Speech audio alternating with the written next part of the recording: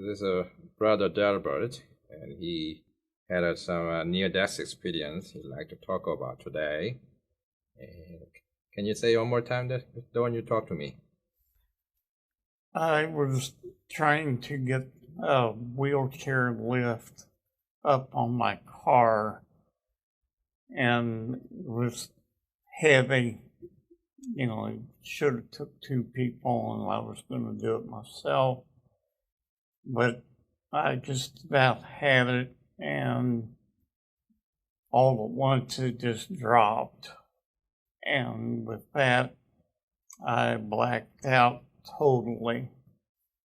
And the next thing I knew, I was at the pearly gates and opened the gates and walked in, and it was just beautiful. The gates are made of gold and they just sparkled. They were so bright. How big is the pearly gate? They're huge, is all I can say. So it's not at the gate of the house here. No. They're, when they open, they have a big space there. It might be like a triple driveway. But, I had blood clots in my lungs. They hurt so bad that, I couldn't hardly breathe. And I said, Jesus, would you teach me how to breathe with these, that I can continue to live and walk the path that you want, or heal me totally. And I knew if I was healed totally, that he was going to take me home. But he told me, he says, now, this is not your home yet. Go home. And when I woke up, I was sitting in the garage floor and looked around, and, I couldn't get over, here's this drabby old garage and that, but I knew that I had been in heaven. But Jesus said, you've got work to do. I'll take you when the work is done. So, this has been several years, but I know, I can see every day things are changing. And I know my work's not done. There's still people that I contact with that are not saved. And that's the work he's talking about. So you just said that it's not your time yet. I mean, we're gonna go see him again in the future, right? Yes. Yeah. Yes. So how soon do you expect to see him back again? There's no set time.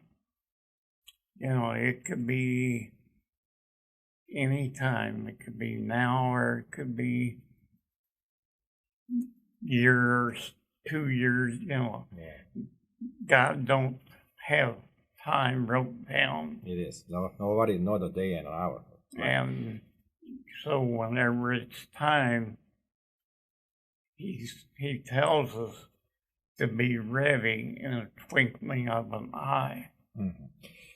So you saw the pearly gate in heaven. You saw Jesus. What else did you see in heaven? Well, there was all kinds of beautiful flowers, trees, nothing. You can tell it has not been disturbed. Like the apple tree that Adam and Eve was told not to touch, but did. And there was, looked like the apples on this one tree that I seen was about a basket, a bushel basket. It could hold that one apple.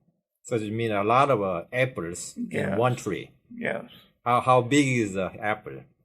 The one apple would fill the basket, it looked like to me. Also, the big apples. Yes, yes. And, you know, like I say, nobody touches the trees. Mm-hmm. And so they can produce, unreal. They aren't contaminated. So it must be beautiful. It is gorgeous. Mm-hmm.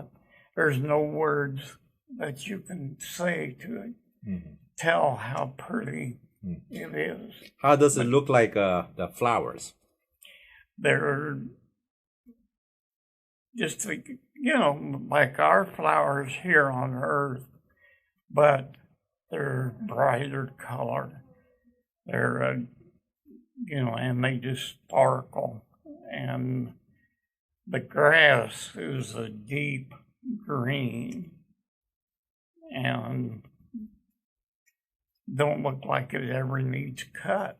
Mm-hmm. So everything is just so immaculate. Mm-hmm. That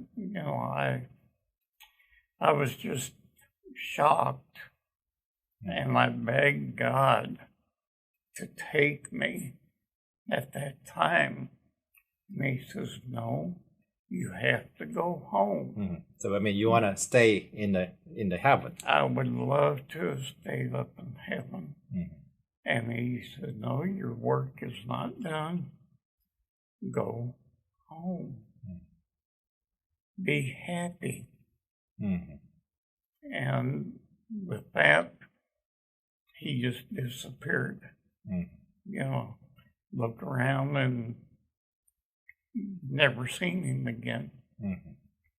And I turned around and walked back through the gates. They closed. And a couple minutes later, or a couple seconds, I should say, I woke up and I was sitting in my garage floor where I had sat when everybody was trying to put that hitch on. Mm-hmm. And then I tried that hitch again. It went right up and in where it was supposed to be. Mm-hmm. So He gave me the strength to do that. Mm-hmm. Amen. Yeah, thank you for sharing the testimony. God bless you.